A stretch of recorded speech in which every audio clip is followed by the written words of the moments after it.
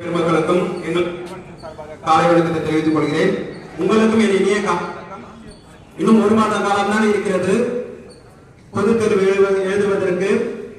இப்ப இருக்கிற சூழ்நிலையில நம்மளுடைய மாணவர்கள்ட்ட ஒரு தெளிவான சிந்தனையோட கிடையாது. தெளிவான சிந்தனை என்னன்னா, படிக்கிறோம், மார்க் எடுக்கிறோம். எதுக்காக மார்க் எடுக்கிறோம்? மேற்படிப்புல நம்ம எந்த கல்வியை நம்ம தேர்ந்தெடுக்க போறோம், எந்த தேர்ந்தெடுக்க போறோம், அதுக்கு எவ்வளவு மார்க் நம்ம எடுக்கணும் அப்படின்றத ஒரு கிளாரிட்டி இல்லாம படிச்சுட்டு இருக்கோம்னு நினைக்கிறேன். இதை ஏன் நான் சொல்றேன்னா, ஒவ்வொரு முறையும் நாங்க பொது எழுதியவுடன் மாணவர்களுக்கும் மாணவர்களுடைய பெற்றோர்களுக்கும் கல்வி ஆலோசனைகளை வழங்கும் பொழுது நாங்க மாணவர்களை கேட்கறது 12ஆம் வகுப்பு முடிச்சுட்டாங்க, அடுத்த மேற்கல்வியில என்ன எடுக்க கேட்டா அதுக்கான தெளிவான ஒரு சிந்தனைகள் அவங்களுக்கு இல்லை. ஸோ அதனால வந்து பார்த்தீங்கன்னா, நீங்கள் தேர்வு எழுத போகிறதுக்கு முன்னாடி உங்களுக்கு ஒரு பக்காவான கிளாரிட்டி இருக்கணும். ஸோ தயவு செஞ்சு அதை புரிஞ்சுக்கோங்க. குறிப்பாக ஈவன் நீங்கள் ஒரு ஆர்ட்ஸ் அண்ட் சயின்ஸ் காலேஜில் கவர்மெண்ட் காலேஜில் போய் சேரணும் அப்படின்னாலே கண்டிப்பாக you should score more than 80% of mark வந்து உங்களுடைய மெயின் சப்ஜெக்டில் நீங்கள் எடுக்கணும்.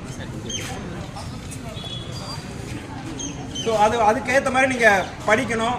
இன்னொன்று என்ன அப்படின்னாக்கா, வெறும் படிப்பு மட்டுமே நம்மளை உயர்த்தாது, ஒழுக்கத்துடன் கூடிய கல்வி தான் நம்மளை உயர்ந்த இடத்துக்கு கொண்டு போகும் அப்படின்ற இடத்துல நான் சொல்லிக்க விரும்பப்படுறேன்.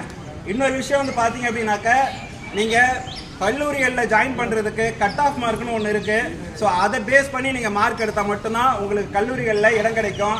இல்லைன்னா நீங்கள் ஏதோ ஒரு மார்க் எடுத்தீங்கன்னா அதுக்கேற்ற மாதிரி தான் ஒரு படிப்பு கிடைக்கும், அதுக்கேற்ற மாதிரி நீங்கள் படிக்க முடியும். உங்களுடைய விருப்பப்பட்ட பாடத்தை எடுக்காமல் உங்களுக்கு என்ன பாடம் கொடுக்குறாங்களோ கல்லூரிகளில் அதை எடுத்து படிச்சிங்க அப்படின்னா ஃபியூச்சரில் உங்களுக்கு வேலை வாய்ப்புக்கான வாய்ப்புகள் ரொம்ப ரொம்ப குறைவாக இருக்கும்.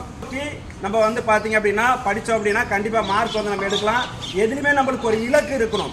இன்றைக்கி இருக்கிற பசங்கள்கிட்ட வந்து பார்த்தீங்கன்னா ஒரு இலக்கே இல்லை. இலக்குன்றது என்ன அப்படின்னா, நான் 25 வயசில் என்ன பண்ண போகிறேன், 30 வயசில் என்ன பண்ண போகிறேன் அப்படின்ற இலக்கு இல்லாமல் நம்ம படிச்சுட்டு இருக்கோம்னு நினைக்கிறேன். ஸோ அந்த இலக்கு இருக்கணும், அந்த இலக்கு நோக்கி தான் நம்ம பயணிக்கணும். ஸோ அந்த மாதிரி நம்ம பயணித்தோம் அப்படின்னா கண்டிப்பாக நம்ம வந்து பார்த்தீங்கன்னா லைஃப்பில் சக்ஸஸ்ஃபுல் பர்சனாக நம்ம வர முடியும். இன்றைக்கி இருக்கிற காலகட்டத்தில் உங்களுக்கு எல்லாமே பேரண்ட்ஸ் செய்கிறாங்க. கிட்டத்தட்ட 12 வருஷம் உங்களோட உழைப்பு இருக்குது, உங்களோட முயற்சி இருக்குது. ஒவ்வொரு இயரும் நீங்கள் வந்து பார்த்தீங்கன்னா நீங்கள் இவ்வளோ கஷ்டப்பட்டு வந்திருக்கீங்க. இன்னும் இருக்கிற இந்த ஒரு மாதம் மட்டும்தான் இருக்குது. இந்த ஒரு மாதத்தில் இந்த 12 வருஷத்துடைய உழைப்பை, முயற்சி, இதில் பட்ட கஷ்டங்கள்லாம் நினச்சி இந்த ஒரு மாதத்தில் நீங்கள் படிச்சிங்க அப்படின்னா நீங்களும் உயரலாம், உங்களுடைய பள்ளியை நம்ம வந்து உயர்த்தலாம்.